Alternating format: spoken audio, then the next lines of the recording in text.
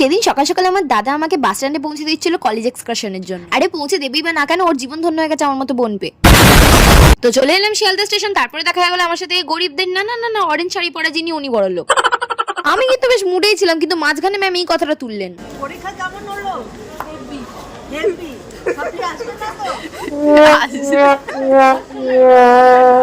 তারপরে চলে এলো আমাদের ট্রেন। আর ট্রেন আসতেই আমরা সবাই মিলে সিট দখল করে নিলাম। আর কোথায় এসেছি নিশ্চয়ই বুঝতে পেরে গেছো, ব্রেন ওয়ার ইউনিভার্সিটি। তো সাইন টাইন করে সোজা ঢুকে বললাম অডিটোরিয়ামে। আর দেখো আমাদের জন্য কাকে নিয়েছে, সোজা জাপান থেকে প্রফেসরকে। আর তোমরাই শুধু ভাওটাও দাও না, সাবস্ক্রাইব করো তাড়াতাড়ি। অনেকক্ষণ লেকচার টেকচার শোনার পরে চলে এলো অবশেষে ব্রেক টাইম। ইউজুয়ালি আমি চা কফি খাই না, কিন্তু বাঙালির ফ্রি এর জিনিসের উপর একটু বেশি লোক। এরপর শুরু হয়ে গেল কনফারেন্স। আর কনফারেন্সটা কেমন ছিল সেটা নিশ্চয়ই তোমরাই দেখতে পাচ্ছ। সব শেষে আমাদের রাজা মহারাজাদের টেবিলে বসানো হলো, কিন্তু খাবার দেখে আমাদের বমি চলে এলো। তারপর আমরা বাড়ি চলে গেলাম। আজকে ভিডিওটা এতটাই, টাটা।